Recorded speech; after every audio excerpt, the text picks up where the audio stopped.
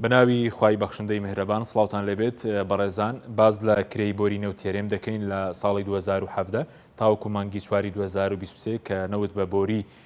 ڕاگیراوە بە پشت بەسن بە دوایین راپۆرتی ڕێکخراوی ڕوونبین بۆ شەفافیت لە پرۆسەکانی نەوت دیارە لەو ماوەیەدا زیاتر لە 5 ملیار و نیو دۆلار بۆ کرێی بۆری ڕۆشتووە لە سنووری هەرێم و تورکیا باز لە وردەکارێکی دەکەین بەڵێ ئەگەر سەرەتا لە هێڵکاری بۆری نەوتی هەرێمەوە دەست پێ بکەین دیارە بۆری نەوتی هەرێم لە پێش ساڵی لە ساڵی 2013 دەستکراوە بە دروستکردنی لە خۆرمبەڵەوە لێرەوە دەست پێ دەکات بۆری نەوتی هەرێم دەچێتە باشیک دواتر دەچێتە پارێزگای دۆک و لەسەر لە فیش خاپور داخلی سنووری تورکیا دەبێت 221 کیلۆمەتری کە دەکاتە لە 125 بۆریەکە لە سنووری خاکی هەرێمی کوردستانە و ئەوەی تری کە 675 کیلۆمەترە لە 175 درێژی بۆریەکەیە کەوێتە سنووری تورکیا واتە لە خورمەڵەوە دەست پێ دەکات ئەم بۆریە تاوکو دەچێتە بەندەری جەیهانی تورکی ئەمەی تریان بڵێن هێڵی بۆری نەوتی عێراقا کە ئێستا ئەویشیان نۆژەن کراوەتەوە دیارە بۆری نەوتی هەرێمەکو ئاماژەمان پێکرد لە ساڵی 2013 دروست کراوە بەڵام لە ساڵی 2018 فرۆشراوە بە کۆمپانیای ڕۆزنەفتی ڕووسی و کۆمپانیای کار بە 1 ملیار و 800 میلیۆن دۆلار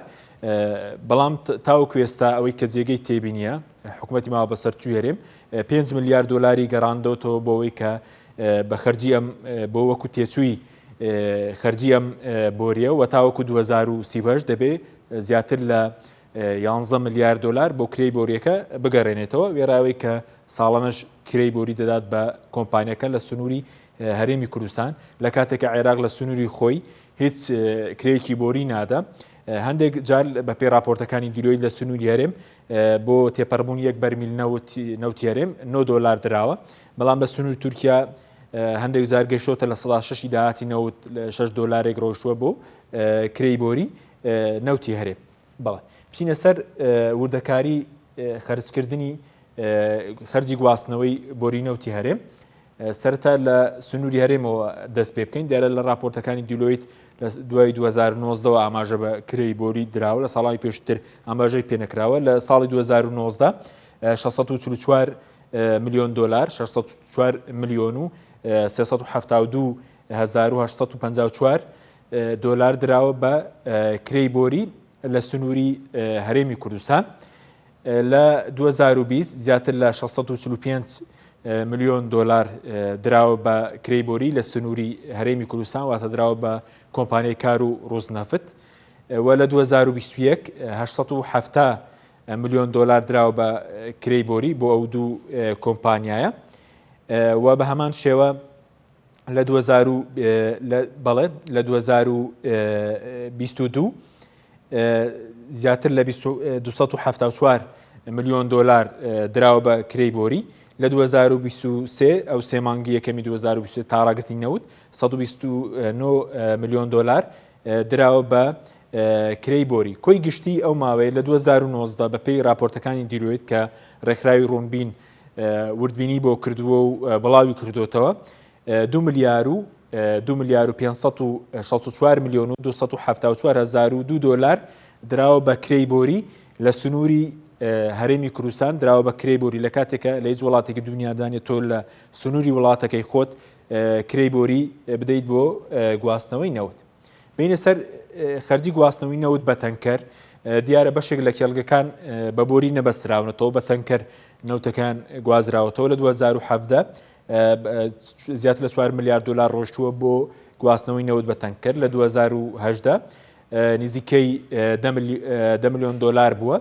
لە 2019 10 میلیۆن و 450 میلیۆن دۆلار ڕۆشتووە بۆ کرێی گواستنەوەی نەوت بە تەنکەر و لە 2020 108 هزار دۆلار ڕۆشتووە بۆ کرێی گواستنەوەی نەوت بە تەنکەر و لە 2021 نزیکەی 15 میلیۆن دۆلار بووە لە 2022 11 میلیۆن و 369 هزار بەڵێ 369,000 پارەی گواستنەوەی نەوت بووە بە تەنکەر کۆی گشتی لە 2017 تاوەکو 2022 بەڵام 2023 راپۆرتەکەی دیرۆی ئاماژەی پێنەکردووە چەندی ڕۆشتووە کۆی گشتی 50 ملیۆن و 958,061 دلار ڕۆشتووە بۆ گواستنەوەی نەوت بە تەنکەر بۆ بۆری نەوتی هەرێم بینە سەر کرێی بۆری هێڵی تورکیا لە سنووری تورکیا وەکو ئاماژەمان پێکرد زیاتر لە 175 بۆرەکە دەکەوێتە سنووری تورکیا لە 2017 زیاتر لە 480 ملیۆن دلار ڕۆشتووە بۆ کرێی بۆری تورکیا وەریگرتووە لە 2018 زیاتر لە 436 ملیۆن دلار بووە لە 2019 زیاتر لە 494 ملیۆن دلار بۆ کرێی بۆری ڕۆشتووە لە سنووری تورکیا لە 2020 زیاتر لە 304 ملیۆن دلار بووە لە 2021 زیاتر لە 434 ملیۆن دلار بووە لە 2022 زیاتر لە 618 ملیۆن دلار بووە و لە 2023 ئەو سێ مانگی کەنەوت بە بۆری تاراگرتنی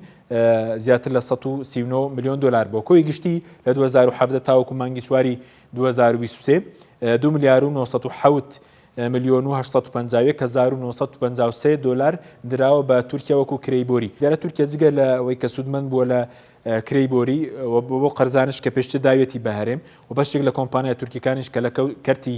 نەوتی هەرێم کار دەکەن ساڵانە زیاتر لە 1 ملیار دلار قازانجی لە نەوتی هەرێمی کوردستان کردووە بەڵێ بینە سەرخەرجی گواستنەوەی کرێی بۆری نەوتی هەرێم 2017 بۆ مانگی چواری 2023 لە سنووری هەرێم 2 ملیار و 564 ملیۆن و 274,002 دلار ڕۆشتووە بۆ کرێی بۆری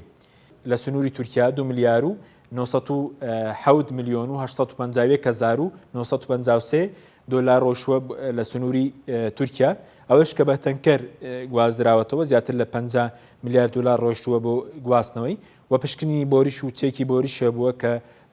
زیاتر لە 29 ملیۆن دلاری بۆ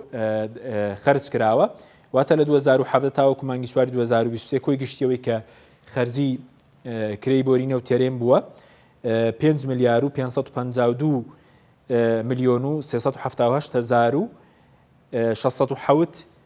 دلار بووە کە بۆ کرێی بۆری ڕۆشتووە کە زیاتر لە سەدادەی نەوتێرێم لەو ماوەیە بۆ کرێی بۆری ڕۆشتووە بەڵاوی کە بینیتان وردەکاری کرێی بۆری نەوتێرێم بوو بەخوای گەورەتە نەسپێرین خواتان لەگەڵ